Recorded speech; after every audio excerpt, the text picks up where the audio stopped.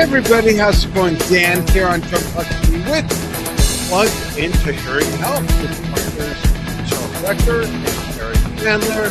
And we're going to talk about how to not only protect your hearing, but how to maintain your hearing. Wait, what? What?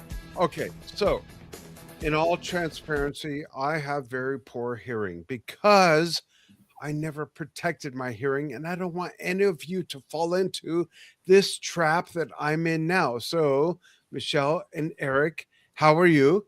We're Happy doing holidays. well. Happy New Year. We're so excited to be here. 2026. Eric, I don't Yeah. hear you though. Oh my God, that's crazy, right? 2026. How'd that happen? It was just 1978. Oh, that goes before my time. So, what I want to focus on today, if that's okay, is like a lot of people, we go to clubs, Enja, my wife, Enja and I go to restaurants, and I can't believe how loud the music is. And as someone who does have impaired hearing, I can't believe how loud the music is in restaurants and clubs and whatnot. I want to focus on how does just, if I could use the term, a normal person protect their hearing. But not only that, what is some frequencies that people might not think are damaging their hearing that are damaging their hearing? Like everyone thinks that the high pitch hearing, or I'm sorry, the high pitch frequency that breaks a glass in the Mhm. commercials from the old days is what really affects their hearing. But what about the low frequencies, the low vibrations, right? So, can you dispel some of the myths and talk about what damages our hearing other than the high frequencies that loosen this filling right there, that one?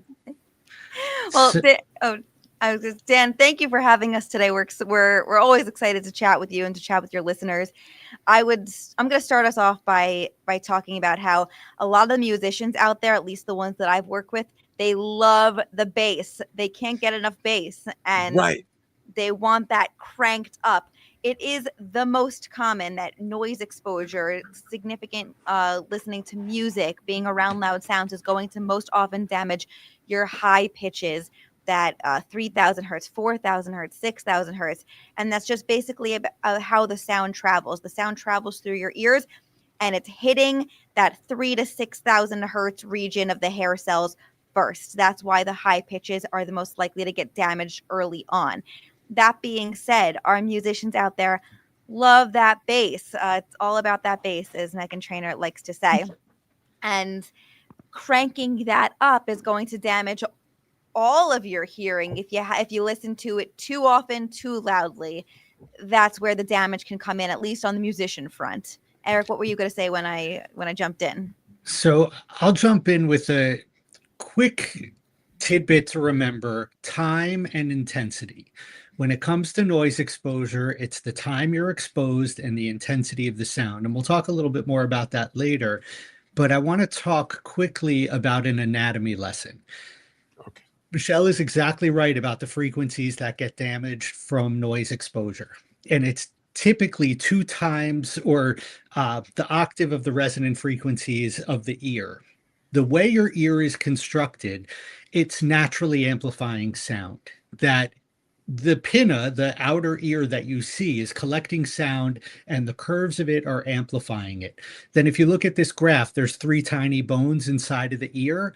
They get smaller as you get further into the ear. Those are also serving to amplify sound because the sensory cells that are within the cochlea, those are bathed in fluid. So you have sound waves traveling through air, but then they hit these cells in fluid and the intensity is diminished. So the intensity, it's almost an equal offset of the amount of intensity gained from the physical structure of the ear is then lost within the cells being bathed within fluid.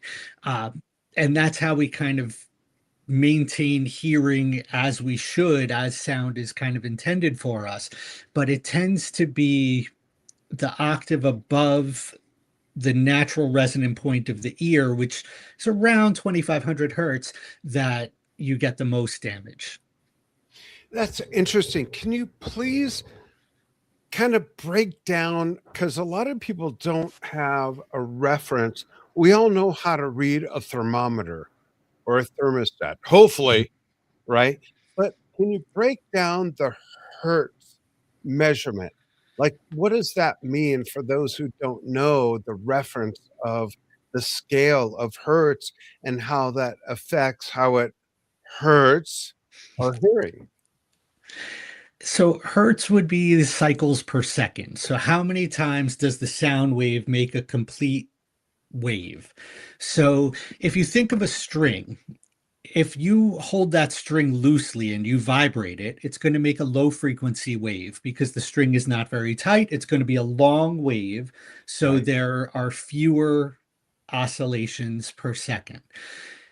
If you hold that string very tightly and you vibrate it, it's going to make a higher frequency sound. It's going to oscillate more times per second. That's what's actually happening.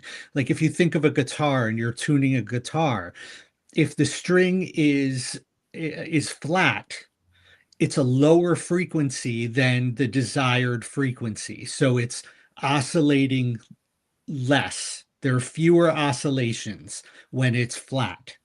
If you tune that string too much and it's sharp, now you're getting more oscillations than you intend. That's why it's sharp.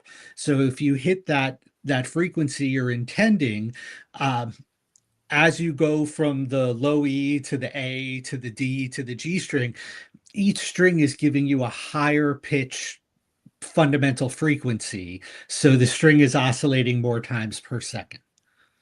Interesting. So our home is right on the highway. And when a fire engine goes by, when a sheriff's car goes by, when a police car goes by, I literally cover my ears and I'm hearing impaired. Like, to be totally transparent, folks, I have a lot of hearing loss because I didn't use hearing protection for years and years and years. But when the fire engine goes by, I cover my ears because it feels so loud to me. What measurement would you give something like a normal person, not me, a normal person that would hear something like a siren going by? Just for context, what does that hertz sound like to most people? You want to take that? Sure. So I saw your what mouth start to actually move. what I actually want to clarify there is the hertz is a measurement of the frequency. That's the pitch. Okay. Then dB is a measurement of the intensity. How loud is a Oh, sound? okay. Uh, a siren sound is probably around 3000 hertz, and the intensity is probably around 110 decibels. There was something you said, though, that I wanted to try and explain because it's a really interesting thing about the way the ears work. Okay. Just because you have hearing loss doesn't mean sound needs to be louder to be uncomfortable. So let's say, for example, if a sound at 2000 hertz would be uncomfortable for me at a level of 100 to 105 decibels. Let's say you have hearing loss at 2000 hertz and you can't even hear a sound until 55 decibels. You still most likely are going to find that sound uncomfortable at 100 to 105 decibels. So we call it abnormal loudness growth. That sound goes from being barely audible to being too loud at certain frequencies when you have hearing loss very quickly. Oh, So if your wow. hearing threshold is at a level of 10 dB, but sound is uncomfortable at 100, it can get 90 dB louder before it's uncomfortable. If you have a threshold at 55, it can only get 45 dB louder until it becomes uncomfortable. So just because you have hearing loss doesn't mean you're not going to find sound uncomfortable that you found uncomfortable historically. And you may even be more sensitive to it. Interesting. So What do you, either of you, Michelle or Eric, do you go to clubs or concerts and anything like that? And do you do anything to protect your hearing, or do you just absorb the wall of sound? Because I know a lot of our viewers, listeners go to shows, clubs, bars, even with a local band playing. Like I played a show in Tucson, maybe this, as we're recording this, going live last Saturday, and it wasn't uncomfortably loud whatsoever. But what do I know? Like I have so much hearing loss. But what can someone do that goes to a show, whether a club or an arena or a stadium, and still have fidelity where they hear the show, but they're not damaging their hearing? Like it seems to me like a weird sort of balance that they can protect their hearing but still enjoy the show. Because when I put my fingers in my ear, guess what? It sounds like my fingers are in my ears. So I'll be the first to say that I don't have enough experience in bars to comment on that. Okay. But I know Eric is a big concert goer. I'm a big Broadway goer. Oh, And really? yes, and certainly at concerts they crank that music really, really loud. And at a lot of Broadway shows they make the sound very loud. And we're the nerd audiologists that have our decibel meters to measure how loud things are just for our own curiosities. I have an app on my phone actually to Join the measure club. dBs. Yeah. Join the club. So the best way for somebody to enjoy the sound quality while also protecting their hearing is to wear filtered earplugs. That there is a specialized filter built within an earplug that will take down the overall decibel level for you. It will filter it out and bring that sound level down for you without reducing the quality of the sound. It's filtered so that you could still get the richness, the fullness of the sound. And there are many different manufacturers that make them, starting from these very generic tips that go inside versus ones that are built to the shape of your ear so that it won't fall out. It will, because you want to have a nice tight seal so that no sound can leak through that you don't want to be leaking through. So that's the best way that probably either of us are going about it to protect our own hearing, as we bring our plugs everywhere we go. And we talked before about the idea of time and intensity. If you think about 85 dB, and there's all different dB scales, so I'm just using the term dB generically right now, but 85 is kind of that cutoff. You can be exposed to 85 dB for 8 hours without risking your hearing. When it goes up to 90, you cut that time in half to 4 hours. When it goes up to 95, you cut that time in half again to 2 hours. When it goes up to 100, 1 hour, 105, half hour, 110, 30 minutes. And there are some scales that will go on a 3 dB increment for those same time parameters instead of a 5 dB increment. But those are good points of references for musicians to know, because if you're playing an hour and 45-minute show and your stage is 95 dB, you are within that safe umbrella without ear protection. If you are playing a 2-hour show in a 100 dB environment, you're putting yourself at significant risk. But if you wear musician earplugs that take the intensity down to, say, 87 dB, now you're perfectly fine. You're perfectly fine in that window for 2 hours. Interesting. So how does someone measure that if they're using inner monitors on stage? You know, if someone has inner monitors, how do they measure, like, how loud is this compared to what I'm hearing versus, the outside, or does that even matter? Like, how do they gauge that? We actually do testing with our patients that have in-ear monitors, with them and without them at different frequencies, to see how much the sound is attenuating, to make sure it's doing an adequate job. Because if it's not, then they're not built correctly to make sure that they're taking down the sound that we expect it to. That's why we want to take extra precaution to be sure that we're bringing down enough sound without reducing the sound quality. So there, with in-ears, you want to create isolation. You want that ear to be sealed effectively, but that's only part of the story. The other part of the story is how loud is your mix? How loud did you turn up your monitor pack? Because it doesn't matter. I can give you complete isolation with your monitors, but if you're blasting your pack and you're exposing yourself to say 100 dB of sound intensity through your monitor, it doesn't matter how good of a fit I made for you, you're still at risk. So there are certain monitor companies where they have app-based measurements where they can actually measure how loud the sound intensity is in your ear. Another way, potentially through your mixing board, to know how loud it is and to know how loud your pack is.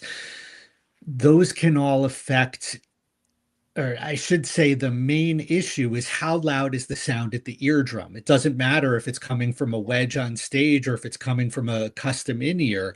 What matters is the sound intensity at the eardrum. So you can't just say, oh, I'm wearing this in my ear, so I'm safe, even though I'm dialing up my pack. That doesn't work. You're still putting yourself at risk. That makes sense. Can you dispel the, how should I say, the old wives' tale, if I may? And my old wife is on her road to Las Vegas right now. So I'm all alone with 6 furries, some of them back here. Can you dispel the old wives' tale about everyone thinks that the high frequencies are the most damaging, but it's actually the low bass frequencies that vibrate more, right? And that can cause the most damage. Is that correct? Again, I would go back to time and intensity. Okay. If we're going to get really technical with the sound, and your sound engineer end of the audience might appreciate this, think of the intensity of at different frequencies like an upside down U. So at the Okay. very low end, you need to drive a lot of power and intensity for the ear to pick up the sound. At the mid frequency range, around 1 to 2000 hertz, you need the least amount of physical drive of intensity for the ear to detect sound. And then at the very highest pitches, you need a lot more energy for the ear to detect the sound. So when you're actually hearing a very low frequency sound, like a sub 100 hertz sound, there's a hell of a lot of energy behind that. And when you're actually hearing a 14,000 hertz sound, there's a hell of a lot of energy behind that as well. So again, it's the time that you're exposed to those intensity levels. And Dan, I think I have a chart in there that kind of gives an illustration of the amount of time. It should be this little blue box. Is it this one? No, keep going. And one more. Whoop. There we go. There we go. There we go. So, as Eric was talking about, and this is in a dBA scale, but according to there are different similar protocols in place. That, for example, for 8 hours, it would be, you can listen up to 8 hours for 90 dBA, and then it would be considered getting dangerous. And but if it's louder than that, I just want to point out, this is not just related to music. This is OSHA. Anything. No, this is anything. OSHA's industrial noise. Right, like jackhammers or saws, electric pressing machines, manufacturing, all of that. Yeah, any sound. But even if you look at this, even an increase in 5 dB cuts the amount of time in half that is considered safe. Amazing. Yeah. So how can someone like apply this? Like, how do they know where they are with this?